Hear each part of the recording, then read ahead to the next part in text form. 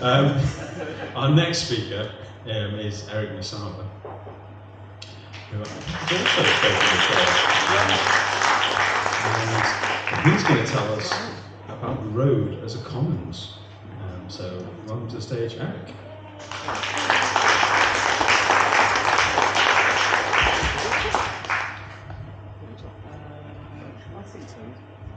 Evening.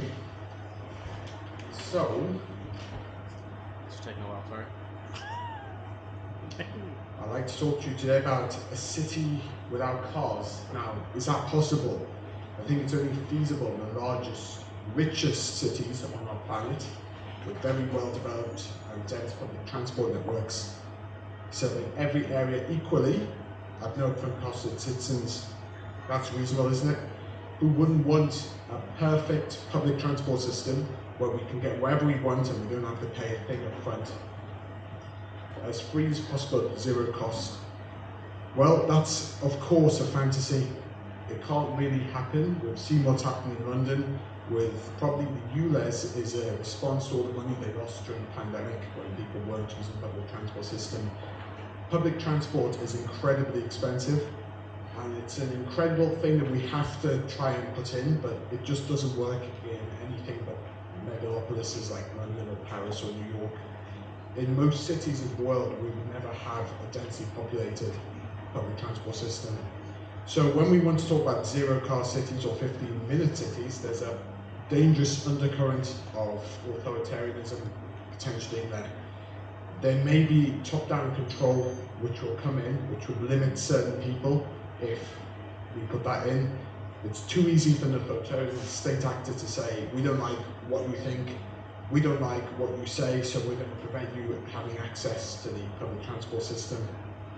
Now, just like physical storefronts, a lot of public transport systems only store a certain number of items. So the stops you go to are only the most popular stops, just like you can only get the most popular items in a big store.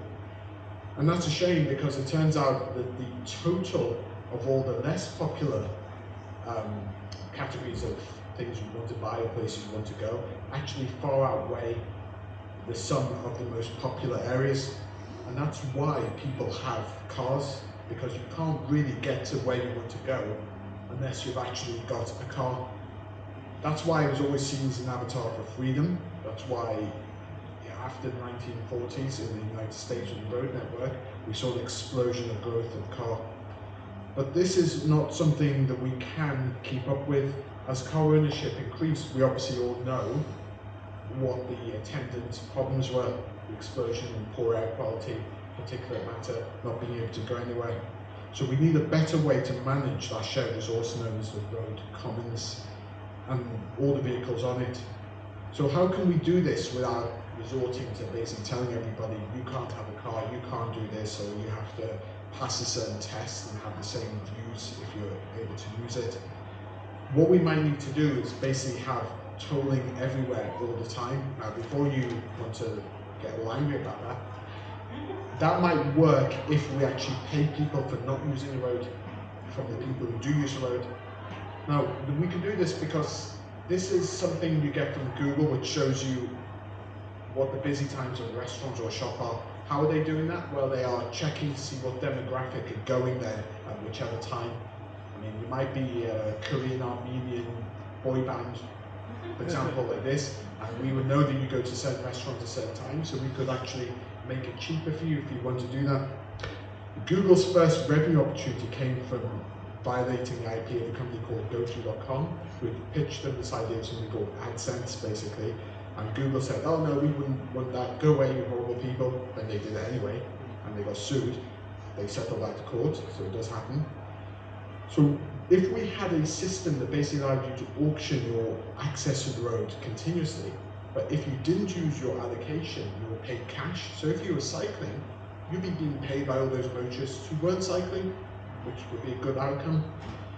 A key point here is to give every single person a defined minimum allocation of road use without charge, and if they choose not to use at busy times, like they walk or they cycle, then they get paid by the people who are using it, and that would be a fair way of allocating the resource for road commons.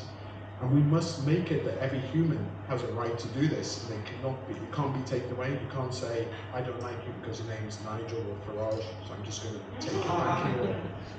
So it turns out that it looks much like a trading system. Sorry, in a previous life, I've been an investment banking trader and built systems for them, so sorry about that. But the funny thing is, all these problems have been solved with something called secret ballots for voting or financial privacy for banking, as long as you're not Nigel Farage, in which case people will leak all your details to the press. So we can solve that problem.